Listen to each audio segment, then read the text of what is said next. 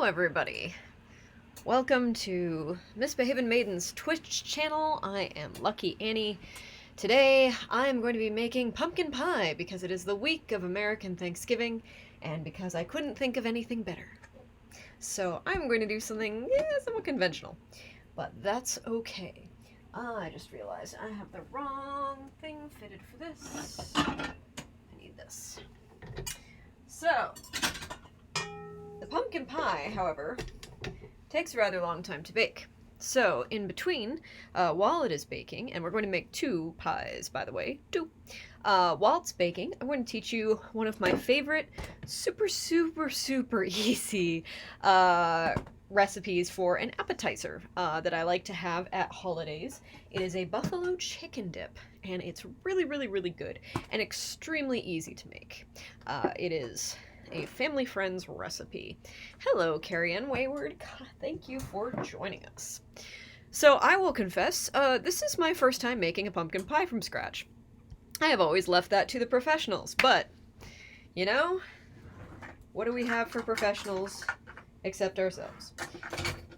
So, starting out, pumpkin pie. I am using the following recipe. I'm going to drop it into chat. This is from Chef John, who I trust implicitly. I learned how to make pastry with his broadcasts. So I'm going to start with Trader Joe's organic pumpkin. Make sure when you get pumpkin for pumpkin pie, you are not using pumpkin pie filling. That's quite different. That has all the other stuff in it, I believe, and probably not as good as you assembling it yourself. The thing I was really surprised by is that pumpkin pie is shockingly easy to make based on this recipe. Possibly deceptively easy. We'll find out. So I've got the organic pumpkin. Now, one of the nice things about Trader Joe's organic pumpkin is that it is actually pumpkin. It does not appear to be mystery squash. The ingredients just say organic pumpkin. So that's what I'm using. And I actually, I'm going to make two pies, and I'm making the mixture for each separate because I want to make sure I'm putting the right amount of stuff in the pie shell. So, so I have homemade roasted pumpkin puree for the second one. This one, though, I want to do this because I want to get the measurement of one can exactly right from my homemade puree, because the recipe calls for a can. So there we have the pumpkin puree, ready to be mixed. What's the next thing? Actually, I should read the recipe. Oh, preheat the oven to 425. That is useful to know. I only preheated it to 350. Whisk together. Whisk together the pumpkin, the egg yolks, and the egg. Now it calls for 1 large egg and 3 egg yolks. Ooh, we're gonna go through some eggs today. Sorry for the noise.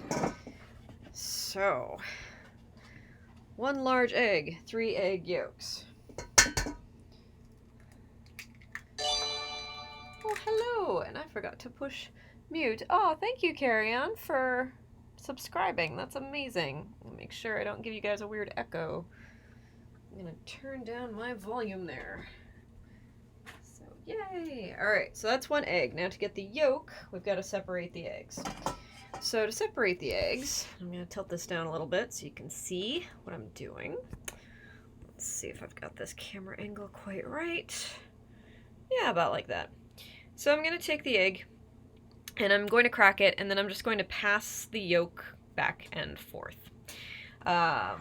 So the trick is cracking it and not going too hard with the cracking to the point where you break the yolk. So you want to keep the yolk intact and separate it from the white, and just kind of pass it back and forth until most of the white is gone.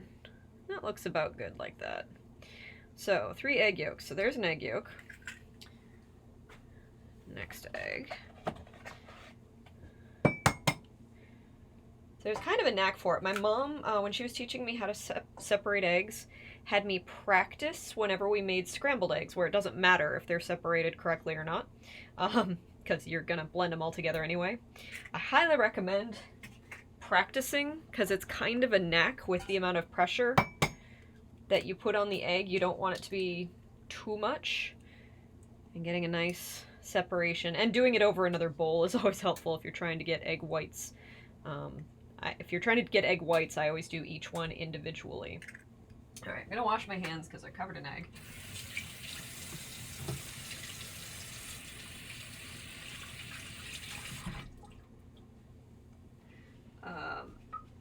So that's how you separate an egg. Let's see what the next thing is here. What do I do next? So, whisk together. Okay, the pumpkin puree, the eggs, and the egg yolk. Okay, then we add the next stuff. So, let me get the camera set correctly. My super high-tech setup of my laptop camera here. Alright, so we're just going to whisk this together. Now, I was kind of surprised with the pumpkin pie. It appears you don't even need a mixer to make this properly, which kind of surprised me.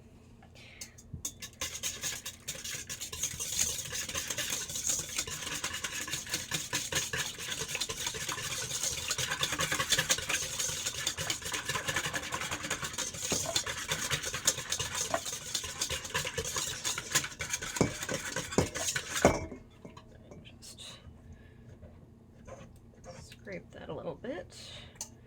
Get that nice and incorporated.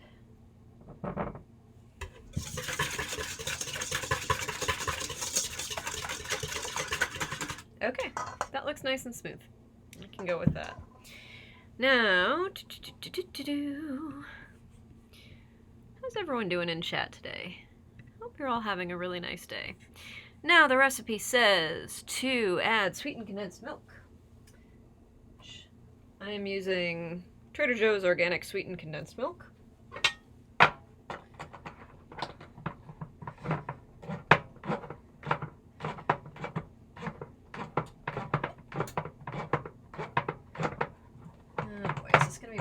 Cans of organic things that doesn't like my can opener. It is. I have a nice smooth can opener, and for some reason whenever I buy organic products, they do not work well with that can opener. So I have to go with, I had finally bought an old school one after several instances of having to, come on out of there. Need a magnet. Come on. No. No. Gross. Alright. So it's like that, sweetened condensed milk. You're going to make me fish out the lid. Thank you. Anyway, I had many tearful interactions with can lids I couldn't open and being very hungry. So I finally just bought an old school opener. Even though I much prefer my nice smooth can opener. Nothing for it. Scraping to get the last bit of this out.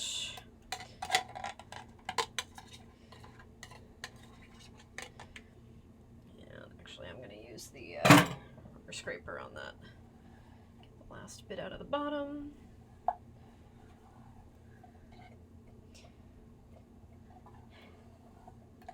Not a ton of recipes that I do call for sweetened condensed milk. Which is basically just milk. It's been condensed, so I think a lot of the water's been evaporated off of it. Makes it kind of gooey, and then they add sugar. Alright, sweetened condensed milk, teaspoon of ground cinnamon. We have cinnamon. And do a teaspoon of cinnamon. And then it's, make sure I'm seeing everything, half teaspoon of ground ginger.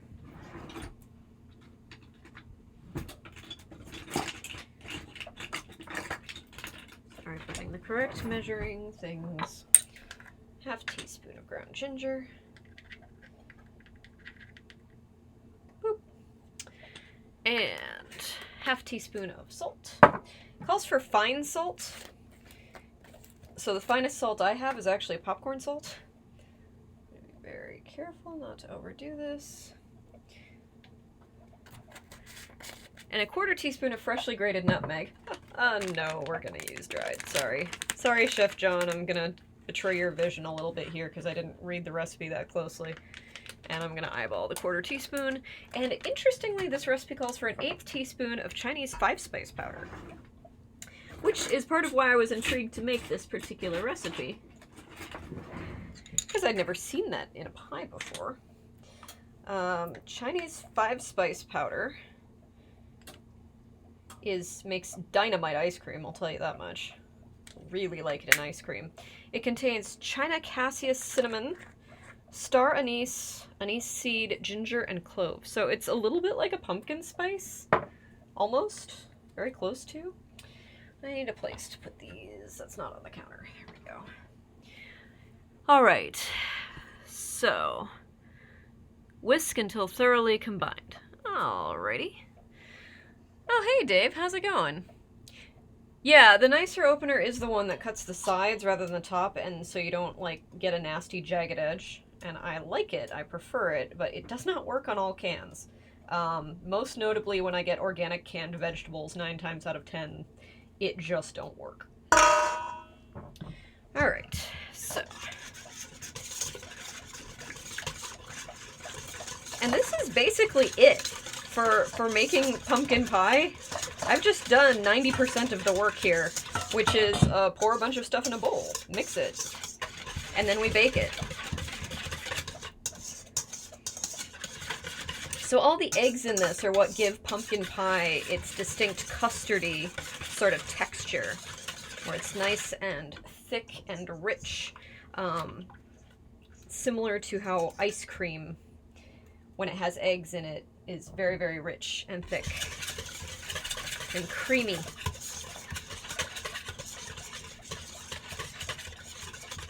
Okay. Oh, my hands are so sticky. Hang on.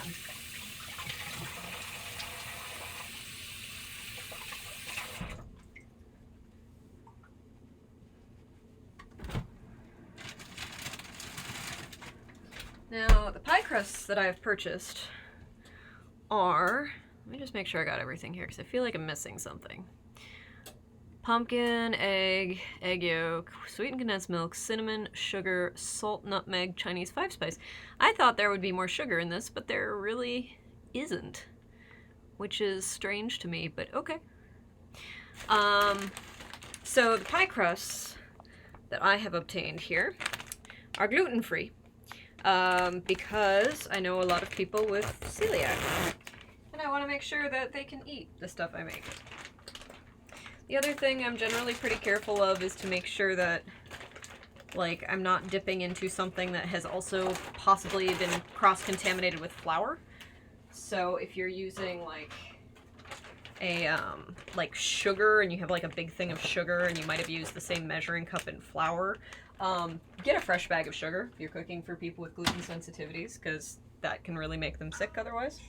I am confident here that nothing I'm using has been cross-contaminated with flour, because, like, my spices do not come into contact with flour at that level. So, at this point, we're going to pour this mess into the pie crust, and then I'm going to make a second one before we actually bake it. So, okay, so we're going to pour it into the pie shell, and then gently tap on the work surface. So.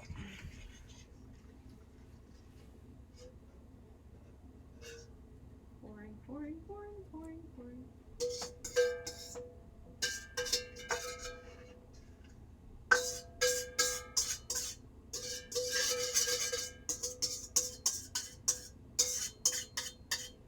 Okay.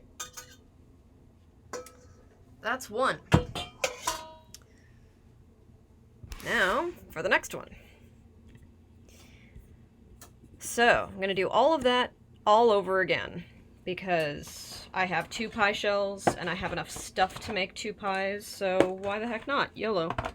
Alright, so this is actually, the difference with these two is this is pumpkin that I roasted and pureed yesterday, which was a lot more work than I thought it was going to be, actually. So I'm not probably going to do that again, to be honest. It took quite a while, and I'm not really convinced I did it very well. So I'm just measuring this into the can, so I know I have the same amount. This basically 1.5 cups came from 1 sugar pie pumpkin. Like 1 pie pumpkin gave me that much. So I've put it into the can about the same amount that we had previously. I'm just going to dump that in. Now I'm noticing the liquid content on this seems to be less than with the canned stuff I just used. So it'll be interesting to see the differences between the two pies.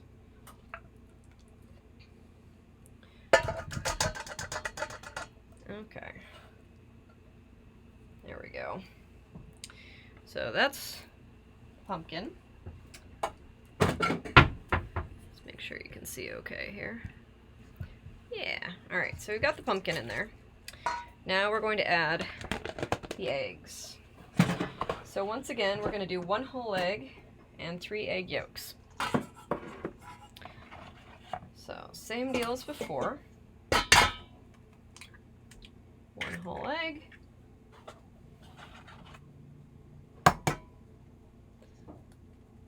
Separate the egg. Oop, don't fall out on me. There we go. And for those who may be tuning in later, I'm just, I crack the egg and then I pass the yolk between the shells until most of the white is gone. Come on, get out of there. Sometimes you have to encourage it a little bit. Ah. There we go.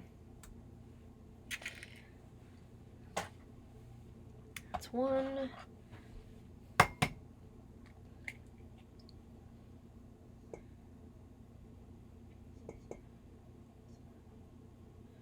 Here is 2. I have a ton of egg whites left, and I am not someone who likes to cook with egg whites, unless it's like an angel food cake or something. Because, I don't know, egg white omelets and stuff to me just taste kind of gross. Alright, that's 3.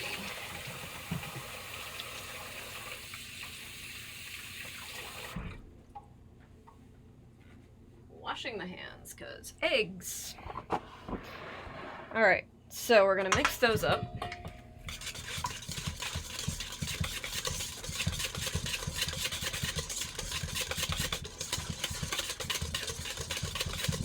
Yeah, I feel like this pie is going to have a completely different consistency and color, honestly. Which is going to be very interesting to compare the two. See if one tastes a little different.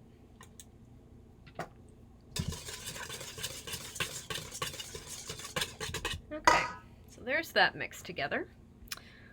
Let's see. Let me peek in on you, chat, and see how you're doing.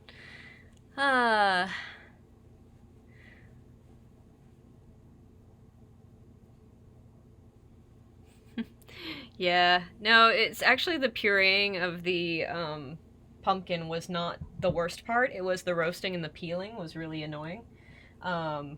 It just didn't roast in the time that the recipe I used said it would, and so I think it was still just a little bit undercooked when I tried to puree it, and that made it really obnoxious. So, alright. Oh, that's my oven is up to temperature alarm. So, once again, sweetened condensed milk.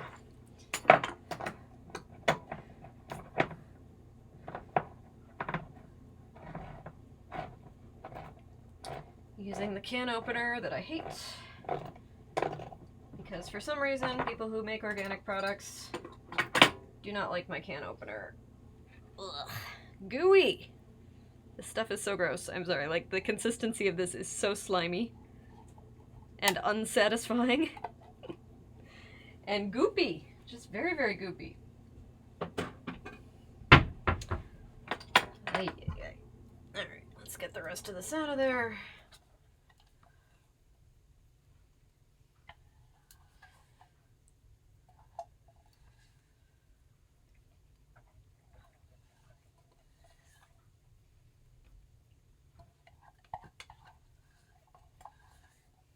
Alright. There's the sweetened condensed milk. That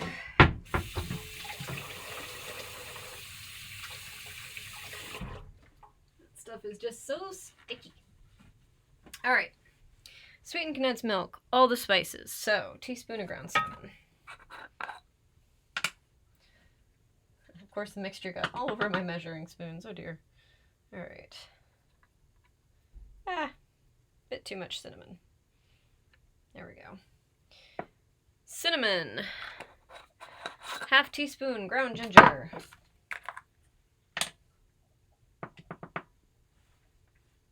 that really got goopy. I'm gonna use a different one. Do I have a half teaspoon? There we go. Half teaspoon of ground ginger. We need a half teaspoon of fine salt, which, again, I'm using popcorn salt because popcorn salt is extremely fine. The other nice thing is that I know the popcorn salt is not contaminated with flour, so it will help make sure this stays gluten-free. And then a quarter teaspoon of not freshly ground nutmeg.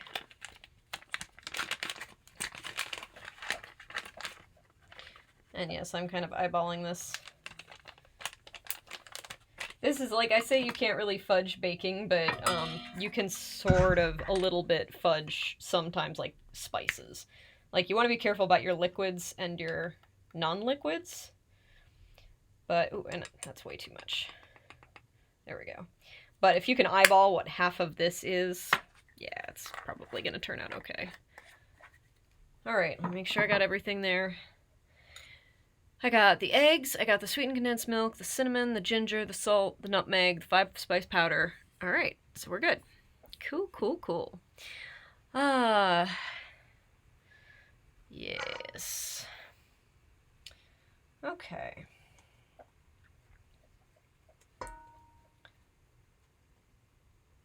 Yes, I would not forget the spices. The spices are key. They're very important. Alright. Mixing up the whole shebang.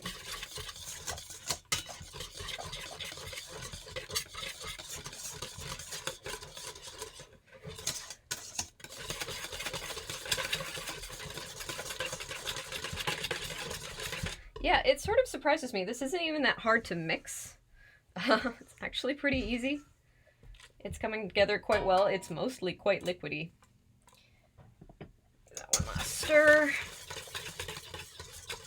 Wonderful. Now we'll pour it into the other pie crust, which is over here.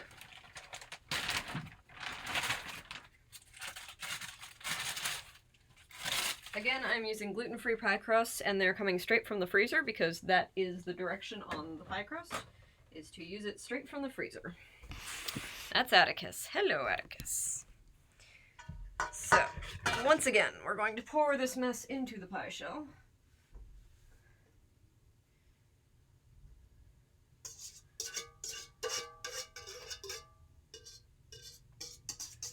My stove is not super even, so that's coming dangerously close to leaking. We'll go with that. Be ever so slightly wasteful. It's okay. That got really hot just sitting on the burner that's not turned on.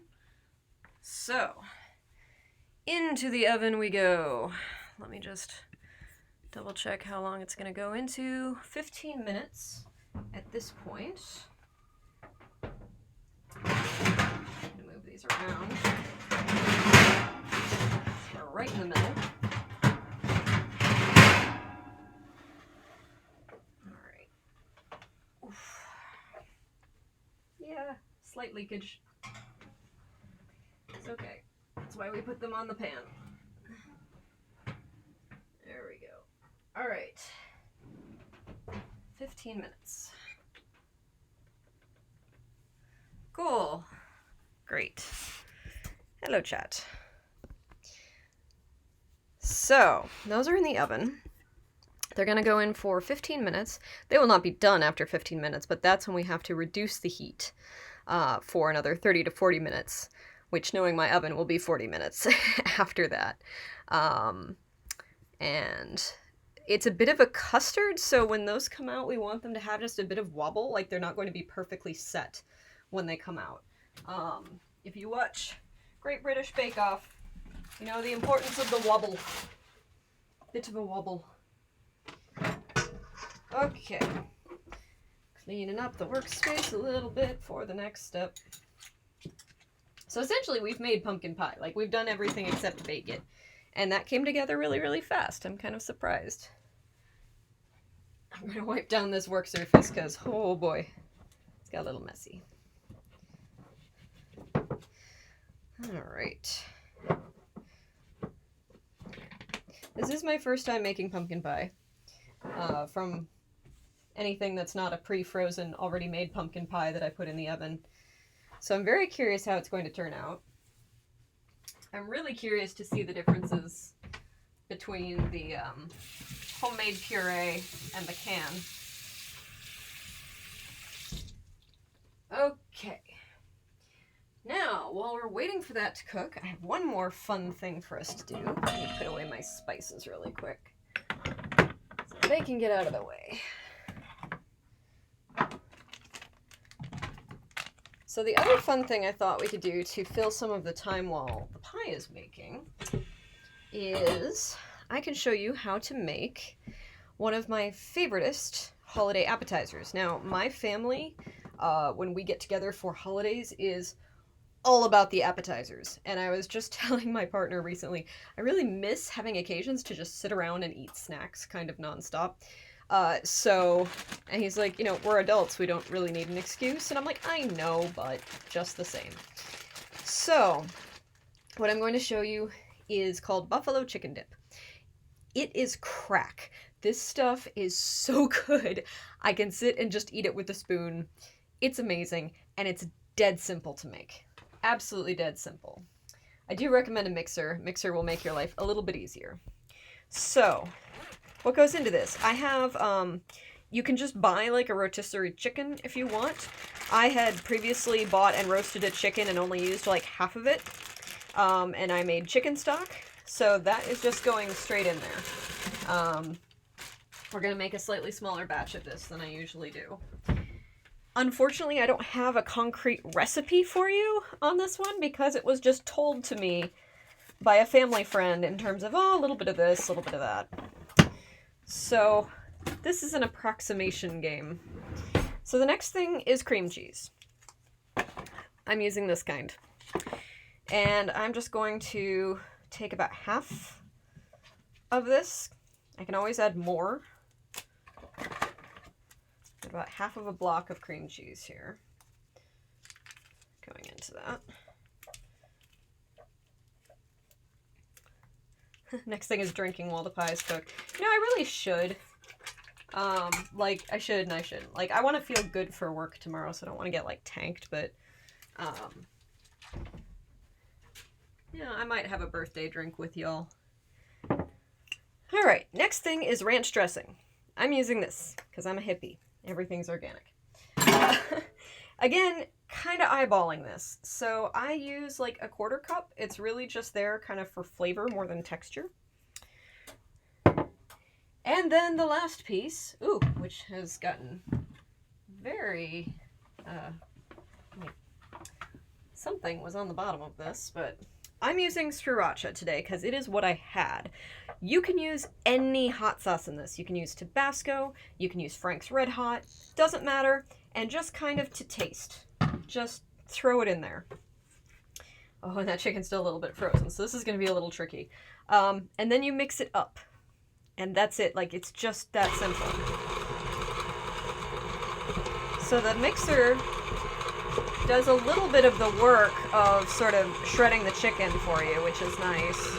It doesn't need to be perfectly shredded. See that a little better.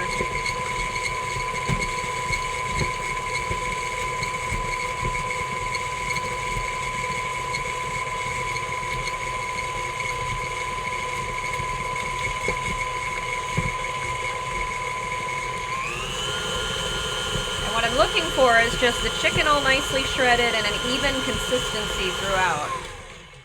So that looks pretty good. And this is one of those recipes where I go completely by taste. Taste and texture, really. So I'm just going to have a sample of this.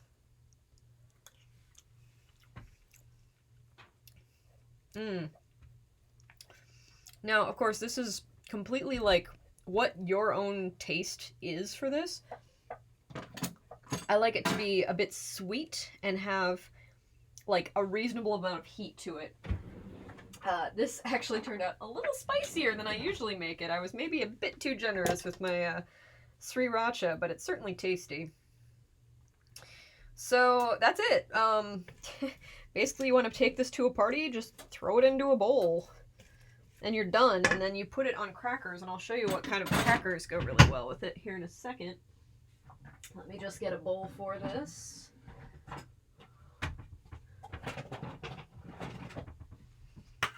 I'm just going to scoop it into a Tupperware here. And like many people, my Tupperwares are all a little bit yellowed because I put pasta sauce in them, and it discolors it. It's okay. Not out to impress anyone here today. Mostly here to shoot the shit, and cooking is just sort of window dressing. So, that goes into the sink. And that goes into there, because I didn't need it after all. So, what you want to do, now that you've got the dip, you want to serve it with something like these. These are very similar to club cracker, like the Keebler Club crackers. I get the Trader Joe's Social Snackers. So, I'm just going to try a little bit here on one of those. So if I go to a party with this, I always bring these kind of crackers. You want something sort of buttery and light. I don't think this goes as well with like a Triscuit. You want something... like the butter flavor goes really, really nice with these. So you just put a little bit on a cracker.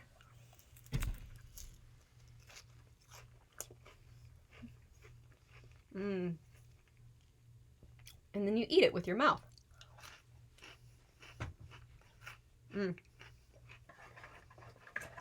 Yeah, that's perfect. Fair warning, if you are going to a party, bring more than this. It will vanish almost instantly. I'm actually going to plan on snacking on this the next few days because I'm not going to any parties for a few days. And I don't know if it's going to be real good for Thursday. So, just wrap up the rest of that cream cheese there. So yeah, that's buffalo chicken dip. It's dead simple. And it's a real crowd pleaser. Especially if you have people who like spicy, but honestly, I've had it times where it is not spicy at all, like where you just kind of use the buffalo sauce or the hot sauce for flavor, and it gives just kind of a nice smoky heat to it. Atticus, you keep shoving your food aside there. Yeah, just be sure to keep it chilled because it does have cream cheese in it. I'll put that away later. Always clean up after you cook. How we doing? We got 5 minutes left till we turn the temperature down. I don't know, chat. Should I have a drink? Yes, and then you eat it with your mouth, as opposed to eating it with other parts of yourself. Let's see. You know, I do have some beers. I'm gonna have a beer with you, chat.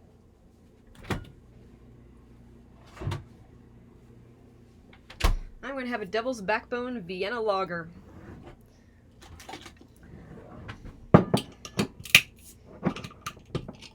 Devil's Backbone is, I don't know, are they localish? I think they're localish. Yeah, Lexington, Virginia. So they are made fairly nearby. And, yeah, I was looking for a dark beer. This was the darkest beer I could find. Yeah, cider or scotch, as you please, Dave Lister, join me. Zed Boson, are you drinking with us? Have a drink with us. So yes, so this is my, I am drinking with chat because my birthday is this week, so here's to you, thank you for journeying with me all these times that I cook. And here's to me for still being alive. I made it. Level 40. Almost. I mean, Friday. But yeah, I was looking for a beer that was like kind of a middle-of-the-road crowd pleaser beer. I like really heavy porters, but I was like, I don't know if everyone wants something that dark and chewy, so I'll go with a lager. And it's a very nice lager. 4 minutes left before we lower the temp, and then we have another 30 to 40 minutes while it still cooks. So, what's going on, chat? Talk to me. I can ramble like nobody's business unprompted, but it would be a lot nicer if I had something to respond to. So if chat wants to say anything, now's a good time. If you have topics, anything you want to ask me, anything that's new and exciting, I can probably take off my apron now. This apron I love, incidentally. It's Hell's Kitchen Damn Fine Food. It is from a restaurant called Hell's Kitchen in Minneapolis, which has an amazing brunch. They have lemon ricotta hotcakes, and the staff wear pajamas as they serve you. It's amazing. It is probably one of my favorite brunch spaces of all time. But, yeah, we had a show on Saturday. I think it went rather well. We played at the Limerick Pub in Wheaton, and we had a very good crowd, whole bunch of new people, a bunch of new queers, which I always appreciate having new, amazing trans, non-binary, and in other ways queer folks coming to watch us, because they always seem to have an extra good time, and that makes me feel good. It makes me feel like we're doing good things. So, Atticus, do you want to be on the Twitch? You said meow, so I'm gonna take that as a yes. Come here, Betty. Oh, hello. Hello. We're making internet gold. Do you like... Oh, okay, no, you're done. Okay. You at least got to see him for a little bit. Atticus the Catacoots, who's in the middle of eating, and I wouldn't like being picked up if I were in the middle of eating either. But he says hi. Hello, goodbye.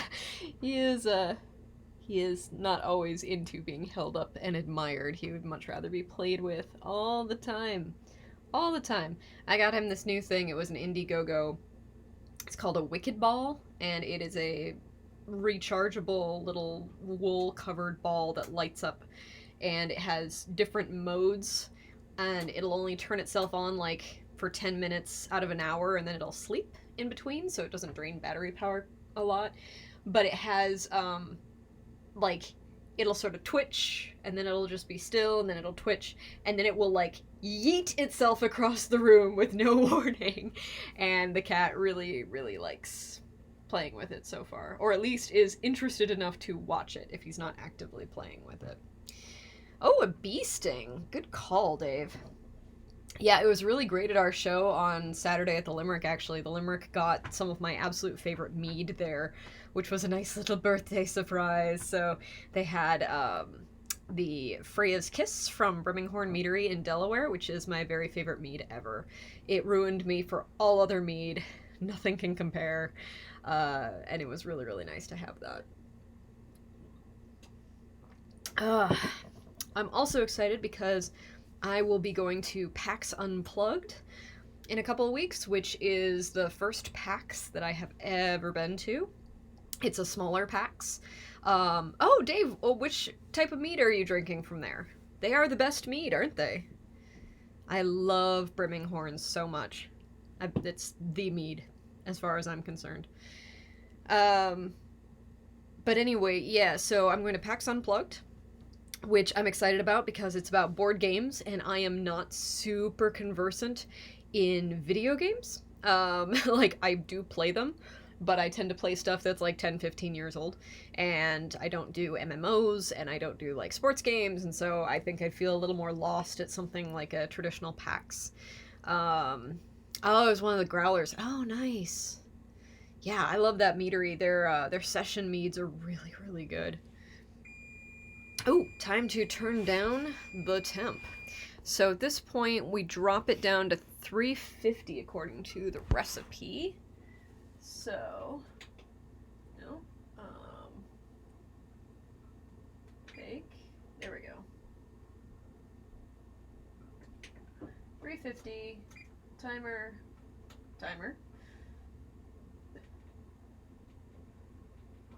30 minutes. It says 30 to 40. It's probably going to be 40, knowing my oven, but we'll check it at 30 just to be sure. So yeah. Dave, do you live out in Delaware, out of curiosity? You don't have to say, but I'm just wondering how you know Brimminghorn, because that's one I know mainly through friends, and I backed their Kickstarter a way back when. Oh, I just realized the water I spilled on myself earlier today is still showing on my shirt. Oh, well. I'm very professional. I remember that this evening. I was like, I got water on it. It'll fade out by the time I go online. No, it did not. Oh well. But yeah. So PAX looks interesting. Some of the Loading Ready Run folks are going to be there, so I'm really excited to meet some of them. I've wanted to do that for a long time. And Jacob Burgess is going to be there from Yisbrid Games, and also Loading Ready Run and Desert Bus and things. So the real question is, if I wear my Desert Bus 2019 shirt or something else nerdy, what would be more appreciated? Because I could do the obvious fangirl thing, or I could do, hey, here's something else you might be into. I don't know, I have so many shirts. Oh, you're just west of the Bay Bridge. Okay. Executive Director of the American Mead Makers Association, touring meaderies. Nice. Yeah, Brimminghorn's won a ton of awards. They won an international mead competition with one of their meads this past year, which is fantastic. I really like Brimminghorn. I have a couple of bottles in my fridge right now. So I did not break that out because I have to work tomorrow, and drinking an entire bottle of mead seems like a terrible idea. A beer, though, is fine. So yeah, PAX Unplugged should be good. I don't know if anyone in chat's planning on going. Should be a good time. Feel free to say hey if you see me and we haven't met previously, or even if we have. Just look for the pink hair. I'm easily spotted. What else is going on? American Thanksgiving this week, which is part of why we're making pumpkin pie. I am going to be at a friend's place, so that should be nice. Yeah, Dave, I'll let you know if I need company next time I'm out there. I usually go to the meadery to and from going to other events, so it's usually kind of like a quick stop for me. I don't tend to hang out there very much, but I will let you know for sure. Actually, I'm like, oh, you can see all my dirty dishes. That kind of sucks, so I'm trying to figure out what camera angle will be best here. And I'm not actively looking at OBS. There we go. Ha ha, that's a little bit classier. So, yeah, what else is going on? So Thanksgiving, and yeah, I don't tend to do a lot of Black Friday shopping. I'm not a big fan of rampant consumerism for myself. Like, I really don't care if other people do. Go nuts for the sales and whatever. I find it slightly exhausting personally, so I tend to make a lot of gifts as opposed to purchase them. And if I do purchase them, I tend to purchase them online because I got no energy for packed stores. Just no. I worked in retail for a while, and Black Friday was the absolute worst, and yeah, no thank you.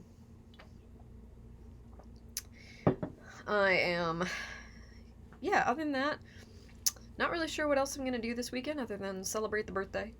Going to be running around museums a little bit for that. Probably going to get some food. And let's see, what else is happening? I will say that late November is like one of the worst times of the year to have a birthday. It is nigh impossible to get on people's calendars. Almost everyone's either traveling or occupied. I have approximately 90% of my friends are born in either August or November. So a lot of birthdays in November, and I try not to step on the ones prior to mine by scheduling things too early. And then I have a few December birthdays as well, and I try not to step on theirs by scheduling it too late. So there's that factor. And then it's like, what I would like to do for my birthday is just not possible around my birthday, which is, I'd like to say, hey, I'm going to be at Ren Fair. Let's just all hang out at Ren Fair together, go see some shows, have some drinks. Or like, I would like to go to an amusement park. Come to the amusement park with me. We'll ride a bunch of rides. It's going to be great. Neither of those activities are possible on my birthday. Or let's go to the beach. Can't do any of those. Like, you could go to the beach. It would just be cold and it would suck. You could get a very well-priced rental, but what's the point of going to the beach if you're going to stay inside most of the time? Hey there, Herrera. How you doing there? Welcome to the chat. We are waiting for pumpkin pie to bake right now, and I am killing airtime and drinking a Vienna Lager from Devil's Backbone right now. Yeah, who does half birthdays though, Dave? Like, yeah, they are good half birthday ideas, but a half birthday just kind of feels like, I don't know, Like, I'd be disappointed then not to do something on my full birthday, and it feels greedy to celebrate it twice. You know, like, let's celebrate me, like, a bunch of times in the year. Just feels like, yeah. I look like I hate everyone. Okay. So, anyway, we are just hanging out. If anyone has questions or comments or anything, willing to chat. Unfortunately, this is sort of the low-key part of the stream, while we are waiting for things to happen. All the action was at the beginning of the stream. Ooh, an 18-year-old scotch. That sounds awfully good. Nice. What kind is it, Zed? Just curious about that. Yeah, tell us about your scotch. I'd love to hear more about this scotch. Glenmorangie. Oh, nice. A classic. Definitely a classic.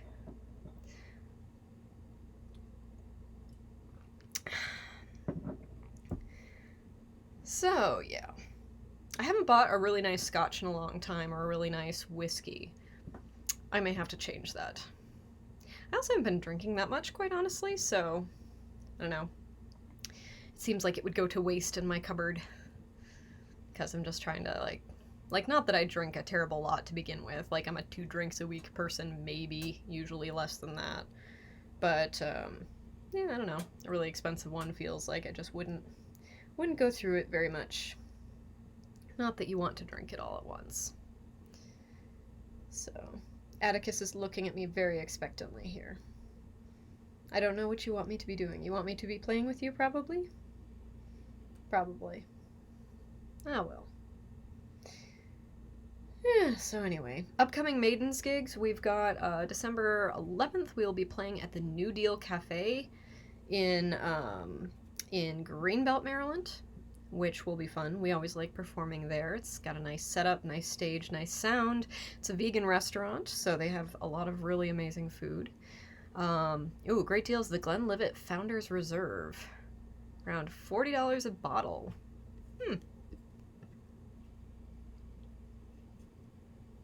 Cool. Sounds good. It's always nice to find those sort of bargain ones that, like, they cost a little, but, you know, they taste really, really good. So yeah, we've got that coming up. We're also doing MarsCon in Virginia on... Let's see. Where's MarsCon? It's January. It's Martin Luther King weekend, so it's in January. And then we're doing Fantasy in March. And then after that, we're hoping to get into Dragon Con next year. We have applied, but we're probably not going to find out until like May or June, usually is when we hear about that. So here's hoping. And let's see. What else? What else is coming up? We are also in the process of trying to find larger local venues for next year. Yeah, MarsCon, January 17th through 19th. Thank you, Dave. We're in the process of trying to find larger venues to perform at locally. So, if you know of any place that you think would appreciate our weird sort of music and could accommodate maybe 100 people or so, that's about like 60 to 100 would be great. Let us know. Bonus points if they have amazing food and drink.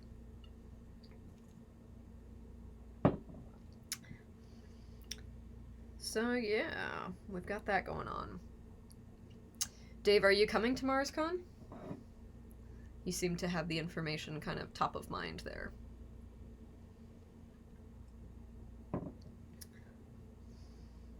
Atticus is having a bath right now. He just thought he'd stand next to me and, like, give himself a bath. 20 minutes. You can actually, it's nice, you can sort of see right behind me how much longer we've got. Not Googled it in case anyone's... Oh, thank you. I appreciate you doing that, Dave. Appreciate you Googling the dates. MarsCon is a lot of fun. It's a smaller convention. I want to say it's about 600-ish people, ballpark, and tends to have a little heavier focus on the literature side of things. Like, it definitely celebrates sci-fi fantasy in all mediums, but compared to, like, say, Dragon Con, excuse me, there's a much stronger literary emphasis there. And they tend to get some really interesting authors as guests. So, yes, looking forward to that. I always do enjoy, I like the smaller cons personally. Like a con of anywhere, like a con of fewer than, we'll say, like 6,000 people is about my sweet spot, especially if it's like a con of like 600 to 1,000 tends to be where I'm like, okay, cool, I can breathe, I can walk around, I don't run into people as I'm walking around. That's all very good. I have space, I can see everything. I don't have to wait in long lines for anything.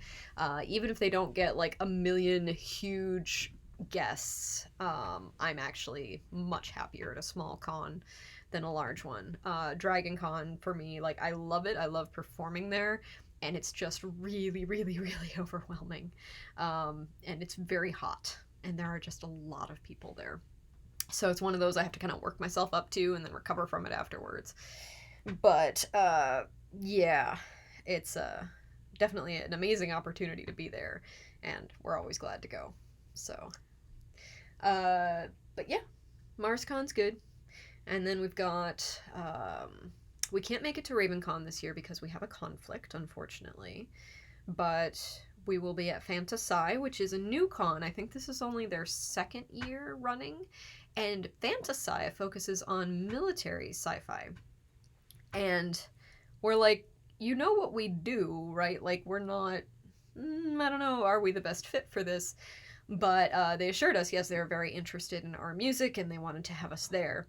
Oh, the other one we have scheduled for next year, but not for like 11 months from now, is OVFF, the Ohio Valley Filk Festival, which has been running for a really long time. They host the Pegasus Awards, which are the International Filk Music Awards. They invited us to be guests of honor next year, which is a huge, huge deal. It's like you're a convention about our specific genre of music, and you want us to be guests of honor. We were blown away. Kind of came out of the blue, and we were again sort of like, you know what we do, right? Like we end up asking this a lot when people hit us up. We're like, just to be clear, we sing really filthy stuff, and we sing a lot of feminist stuff, and we sing, a lot of stuff about sex, a lot of stuff about drinking. Most of our stuff's R-rated. Are you cool with that? Because sometimes what conventions want is they want someone who can play like a kids show and then like maybe a PG show, and we are like, we can do a PG show, but it's going to be short. But no, OVFF was like, yeah, no, we're super familiar with your canon. We absolutely want you. Please come. We'll help make sure you can get here. And so we're like, sounds good. We are there. Super excited. Some of our favorite acts, some of my favorite acts were there this year. Sunny Larson, who's based out of Seattle and just dropped her first album this year, but has collaborated on albums from, like, I think she's collaborated with the PDX Broadsides, Vixie and Tony, a whole bunch of Pacific Northwest based groups. She has been either featured on their albums or played live with them on stage. She's very, very talented. And also there is Rhiannon's Lark was there this year, who I also adore. I've gotten to hang out with Alyssa a few times now, who is Rhiannon's Lark. Pardon me. And she's just a delightful, generous, compassionate human, and plays amazing music and has the voice of a Disney princess. I love her stuff so much. She released an album of guided meditations for geeks, which is really cool, and you can check that out on Bandcamp. She also just released a new album this year, and what was it called? Something about dinosaurs. But it's super good. There's a whole song on it about knitting and anger, which I really thought was awesome. Sorry, I have to show you the cat. The cat is being super adorable right now. Let's see, can I angle this properly? There we go. He's just doing that thing where he's like, what? Silly kitty. Gotta give you the oven view here. 14 minutes. I'm gonna take a peek and see how it's looking. I don't want to open the oven and let out the steam, but, well, it looks like pie. I probably should have tapped the work surface a little more because I am getting some bubbles in there, which is not desirable, but that's okay. Atticus is playing with the strings of my apron right now. Because that's how he do. What's going on, cat? He's just glaring at me and doing the thing where his little fangs are showing. Is the belly a lie? Yes. The belly is almost always a trap. He does, however, like having his belly rubbed sometimes. Pretty much only by me, and only when he's very sleepy. So if he's like curled up next to me and kind of stretches and shows his belly and just seems sort of out of it, pardon me, I can rub his belly and he's like, yeah, okay, yeah, cool, I'm good with this. So, yeah. He likes having his belly rubbed more than most cats do. Most cats tempt you and then destroy you. And he will do that if he's in a playful mood. You just have to assess, is he in the mood where he's trying to play with you, or is he trying to cuddle? And usually you can tell, because if he's trying to cuddle, he's actually cuddling up with you, as opposed to just lying on the floor harassing you. Oh, that is a tasty beer. I haven't had a beer in a while. So the birthday in question this week, I am turning 40, which is why I'm kind of dwelling on this. Milestone, a little bit of an odometer rolling over kind of thing. Oh, and I should mention to people, because I've been talking about this on our Discord. We have a Discord. I'll also put information about the band. Yay! You can follow us on things. But yeah, so I've been talking on Discord. We've been having some fairly intense discussions about age and what age means. And yeah, I just 40 is an interesting one. Like 30 I felt like was a milestone, but in a different way. Like 30 is sort of like the congrats, you are now an adult. You know, like someone is dubbing you official adult. And so that generally like just felt really good. 40 is a little more like you are now middle-aged.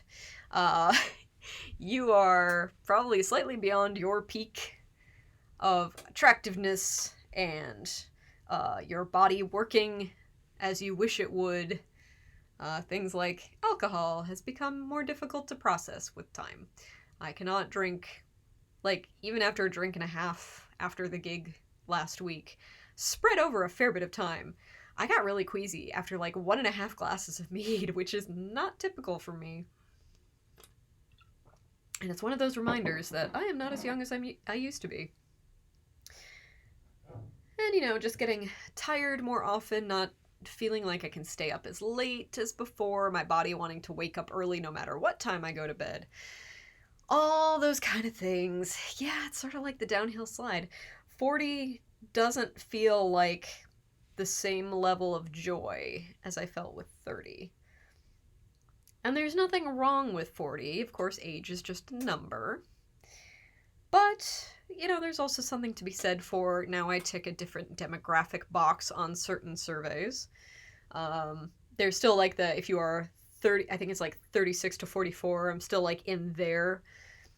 But yeah, a little more conscious of things. I have to start getting more fun medical tests. I'm going in for my physical next week. Gosh, next week? Yeah, I think it's next week. And I expect to make an appointment for my very first mammogram, which is going to be super fun. Although I heard they've gotten a lot better in recent years. So it's things like that that sort of mark the occasion more so than, like, nothing special happens when you hit 40. There's not, and granted with 30 too, but it's like, there's no new doors that unlock because you are 40. If anything, some doors shut. You know, 40 under 40 and things like that. Like, every year I'm further from those people who achieved things when they were young kind of things. You're older than I was, but younger. Yes, that's a good quote. I'm older than I once was, but younger than I'll be. That's not unusual, nor is it strange. After changes upon changes, we are more or less the same. Too true, Dave. Too true. And I try to keep things in perspective. And I always try to remember that, there was a time that I was pretty sure I was not going to live this long. Not because I was suicidal or anything, but like because it felt like something was gonna happen. I just had this weird foreboding sense that I wasn't gonna be around past, early 30s for whatever reason. Don't know why, just had this sense, and so there came a point when that sense passed, and ever since then I've been much more like, this time is a gift, and I'm going to do something with it. It's since that feeling passed is when I joined the Misbehaving Maidens, for example. So, doing big things, doing different things, doing exciting things. That's really what I'm committed to doing. I've gotten more into interesting and exciting hobbies since I was 35 than before. So I've gotten into hiking in the last few years. I've gotten into yoga. I've gotten into rock climbing. All those things since I turned 34, I think, on rock climbing. But stuff I never would have done when I was younger. And I think it's awesome. The great thing so far about getting older is every successive year I have fewer and fewer fucks to give about what people think of me. And about, what I'm wearing, about how I appear, how much makeup I'm wearing or not, how my hair looks. There's a point at which I don't care. I just don't. And it's very, very freeing. And I'm glad for that. And I'm looking forward to more of that happening. So yeah, birthdays. Birthdays are weird. They're awesome, but they're also weird. And I wish mine were not right up against Thanksgiving this year, not gonna lie. It's kind of a bummer. Thanksgiving is a weird holiday anyway. Like, oh, hey, Julian.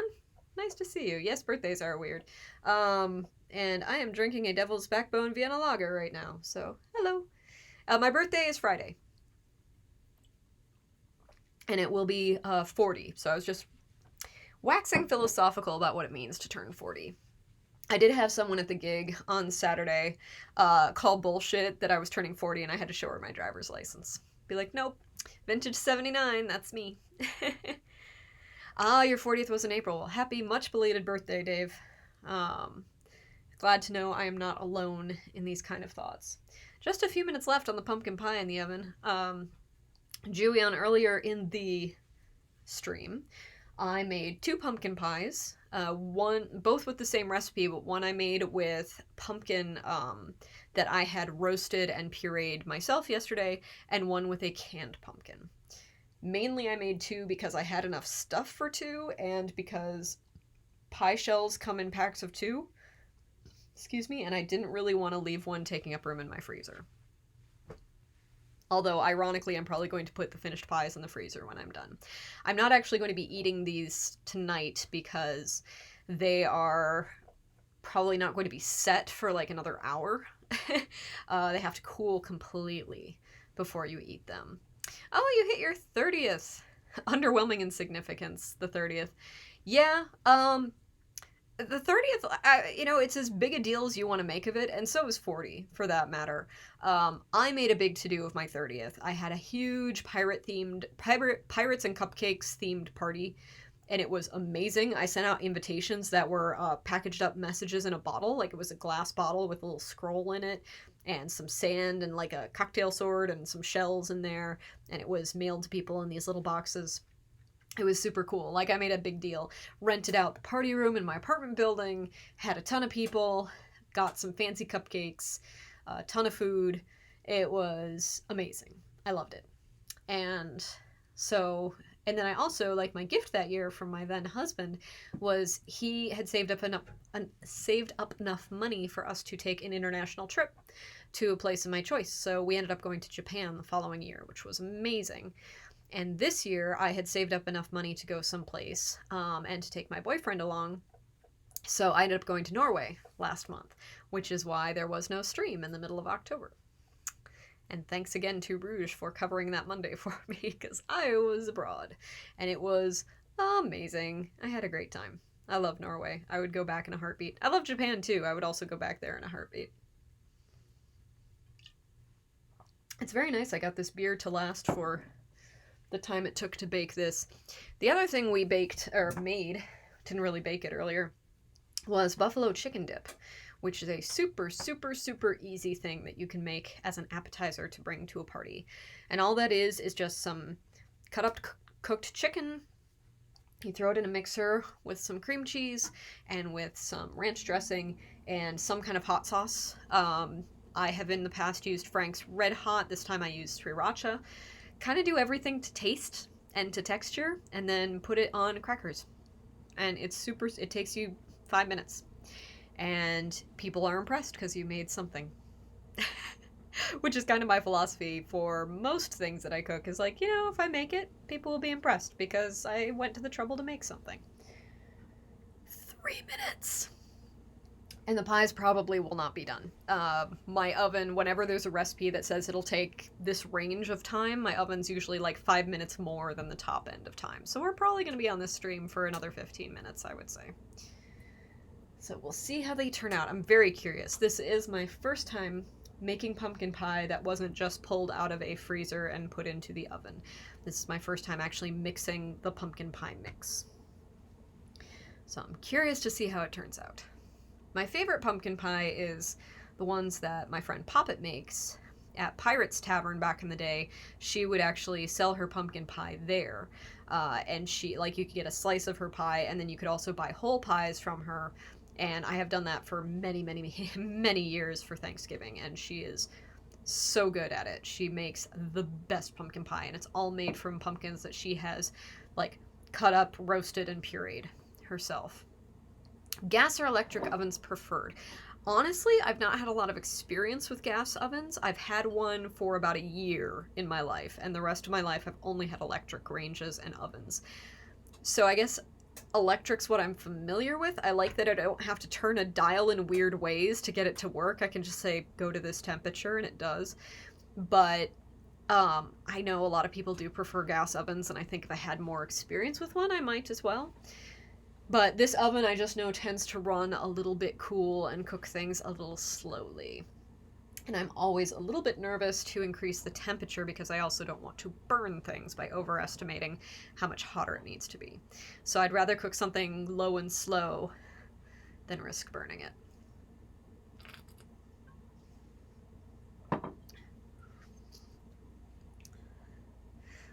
So what's everyone been up to today? It's a Monday. I'm guessing people had work. Anything exciting going on? Anyone have fun plans for the holiday this week if you are in America? And there is my beer with 1 minute on the clock.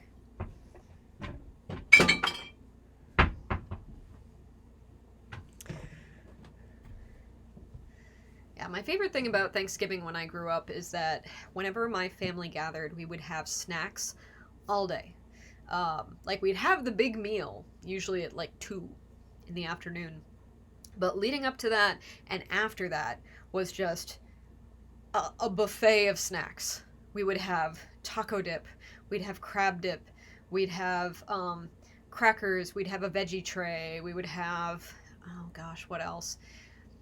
Sometimes cocktail shrimp, sometimes we'd have these tortilla Mexican pinwheel things. Just kind of a little bit of everything, which was great. And I love any excuse to get to snack for an entire day, especially if there's a big heavy meal. Unfortunately, I'm not a napper, so I didn't usually nap after the meal, and I don't watch football, so after we ate, I would usually just try to find a place to be away from people. But, yeah. So Thanksgiving was kind of a mixed bag, really, because on the one hand, snacks. On the other hand, football. Alright, I need to get a clean knife.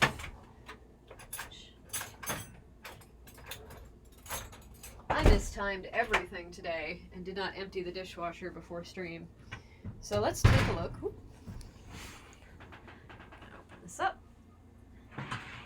Oh yeah, that's super, super liquidy. Although, okay, so this is the one with the canned filling, is super liquidy.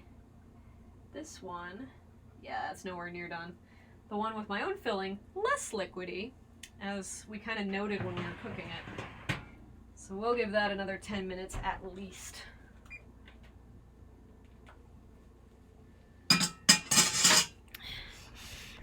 Oh, you might get to work during the holidays, Julian. Oh no. That's a bummer. I'm going to snack on some more of this dip. Because I can.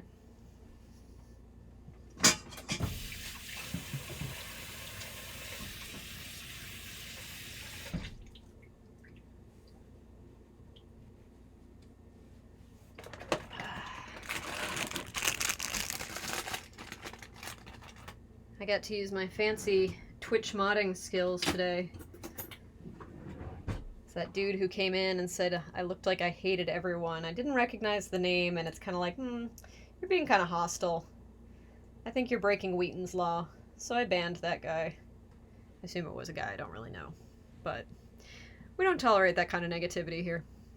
Cheers! Buffalo chicken dip on a lovely little Trader Joe's social snacker.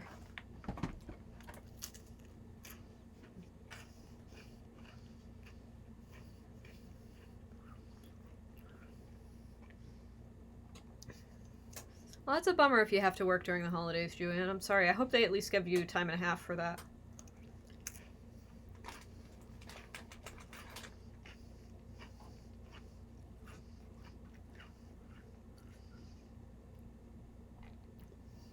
So yeah, once again, this is just chicken, cream cheese, ranch dressing, and sriracha.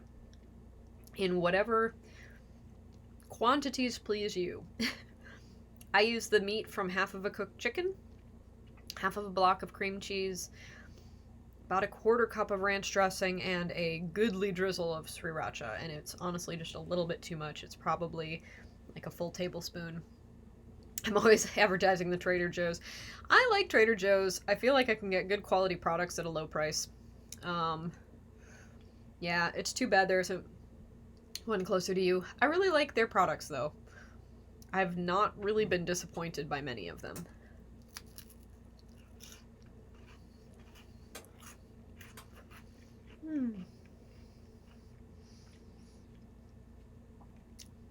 Atticus went to my bedroom door, paused, considered life for a minute, and then walked in.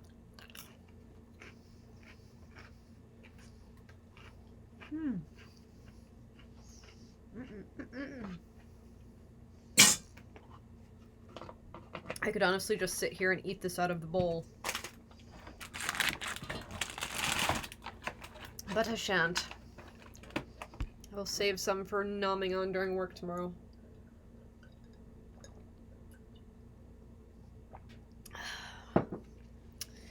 Seven minutes to go.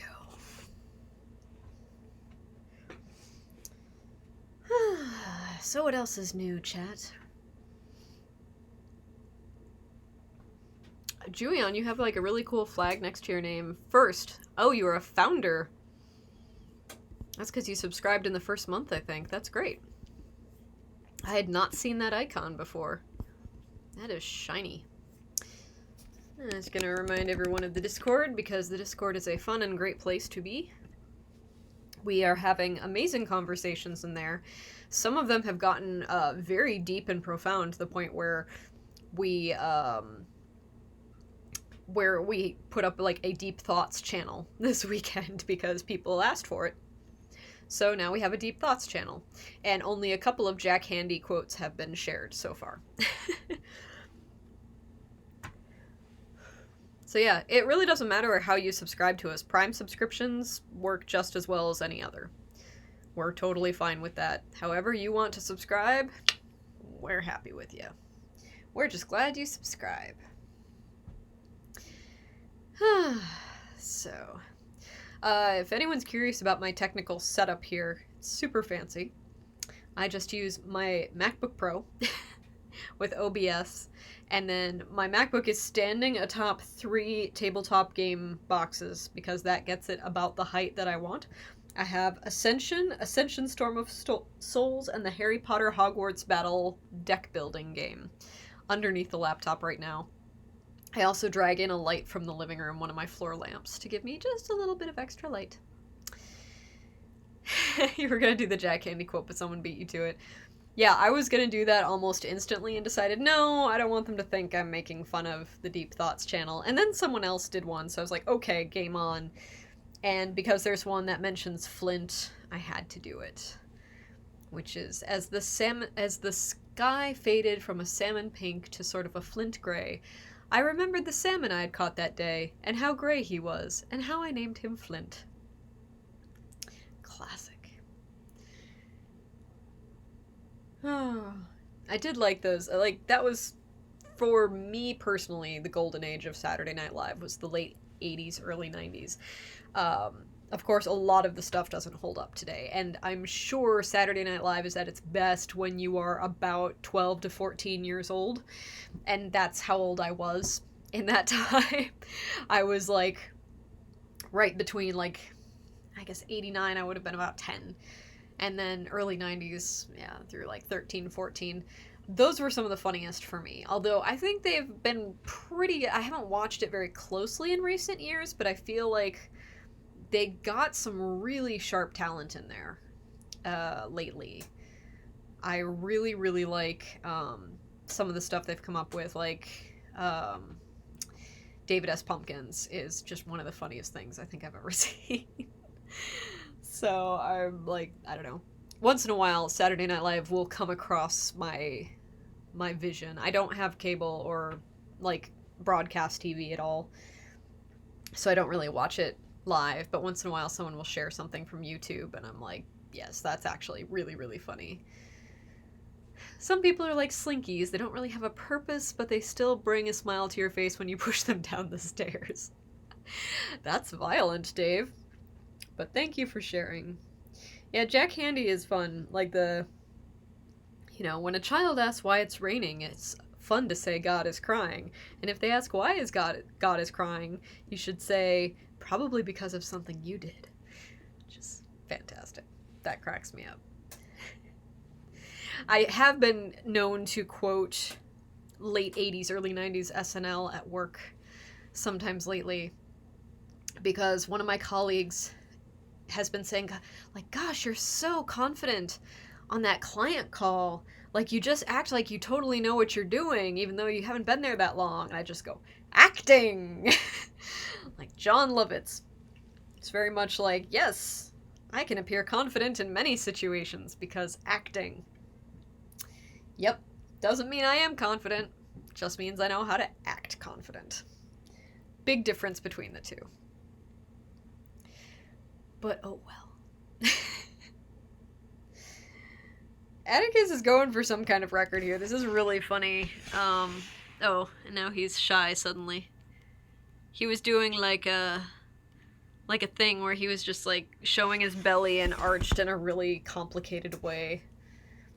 But then he got shy as soon as I turned the camera on him. Do you want to be on camera again? I think you do. I think he wants to say hello to the people. Yes. Oh, did Jack Handy write the Happy Fun Ball sketch? That's great. That was another one of my favorites. Hi.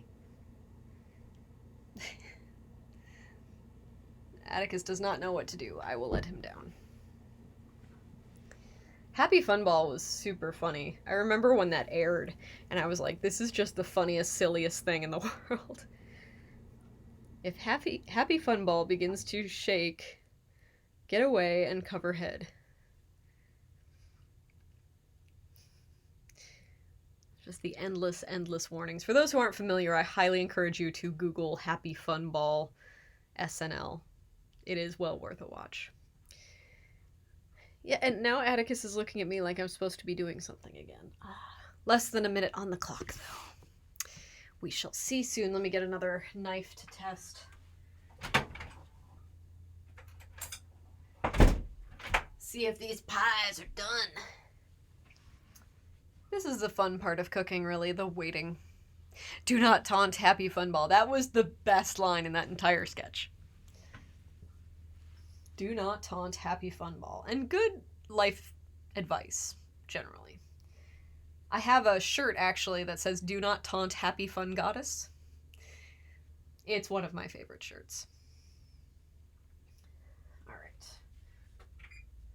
Let's take a peek.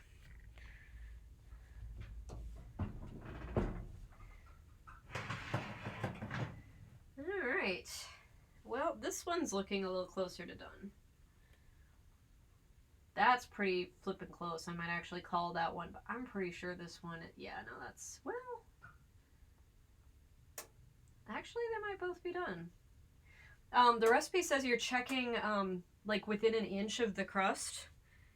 That came out pretty darn clean. I'm gonna call that done.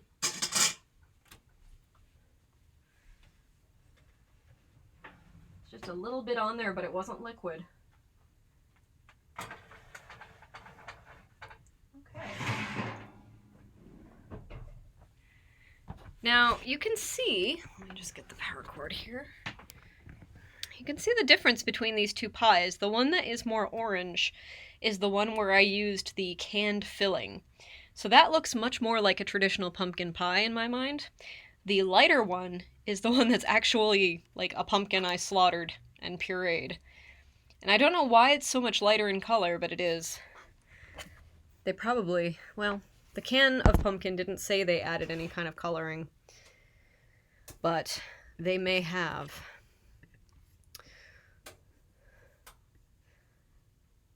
Let's see here. Should come out clean. Allow to cool completely before serving. Alright, we're going to turn off the oven, because I will forget otherwise. And yeah, so we have made pumpkin pies, I think successfully. I don't really know, because I've never made it before, and because I can't actually taste it. I don't know if this is pie success or pie fail. And I'm not going to cut like a single slice, because then I'll be committed to eating the whole pie myself. Also, it's not done yet. Like, it still needs to cook within the shell for a bit. But, yeah, so I'm not gonna know if these are any good until I get reports back if I send them other places. We'll see. So I may be sending them off other places. But, or I may freeze them for a bit and bring them out later. I don't know. I haven't decided yet. Pumpkin pie's great, and I have a lot of desserts, and I should eat less sugar generally. So we'll see. The other thing is I'm probably going to make homemade whipped cream to go on them when I am ready to eat them. I thought about making it tonight, but then I thought I'm probably not going to eat them right away, so homemade whipped cream doesn't last super long. Send one to your mouth. Yeah, I know, pumpkin pie is great. But making homemade whipped cream is actually quite easy. You just buy heavy whipping cream, and then you use a mixer, preferably a stand mixer. That's really the key. Chill your bowl and your beater for a while in the fridge before you make it. Pour the cream into the bowl, put the whisk attachment on the mixer, add some confectioner's sugar to it, a few tablespoons, it doesn't take a ton, and then a little bit of vanilla, and a little bit of cinnamon is really nice if it's going on pumpkin pie. And just whisk it until it is whipped cream texture. Do not whisk it to the point where it is butter. That's the key. If it starts getting more solid, you've gone too far. So you want to make sure you whisk that just until it's cream. So anyway, I think that's good for tonight's stream though. Thank you all for joining me. It's very nice to have you. And thank you for having a drink with me, or watching me drink, or both. And I hope you all have, if you are in the United States, I hope you have wonderful Thanksgivings. And for those who are in Canada, I hope you had wonderful Thanksgivings. And for those in other parts of the world, Thanksgiving is a great holiday in concept, but not in origin. I was going to go on this rant earlier, and then I got sidetracked talking about birthdays. So I like the general concept of what Thanksgiving is now as a day of gratitude and feasting. I think that's a good idea for a holiday. I think it has extremely problematic origins, and the story we tell people about how it started is super not true. And Yeah, so it's like, yeah. So I wish it did not have such problematic origins because the actual concept of it is pretty good. I wish we could do away with the football part though. I don't really like watching football, and having that be part of a holiday sort of takes the shine off of it for me. But if you like football, that's fine. Like, I'm not here to yuck anybody's yum. Just for me personally, it's not my jam. Anyway, thank you all so much. I hope you have a great rest of the week, regardless of where you are. And we'll be back in a couple weeks. If you have suggestions of stuff I should make, please feel free to drop them in the Discord or on Twitter. I will put another link to the Discord. Let me see if we have a Twitter command. We do not, but we are Misbehaving Maids on Twitter. So, check us out. Drop me a line. I'm kind of vaguely just in this moment thinking maybe peppermint bark would be fun to make. I like the main thing about stuff I bake on this stream is it has to be made in like 90 minutes or less start to finish. Ideally in a position where I can taste it afterwards, which these are not. Slightly suboptimal, which is kind of why I made the dip as well. But yeah, I try to make things that you can make in 90 minutes or less, preferably 60 minutes or less, because sometimes I'm tired. Anyway, you're all amazing.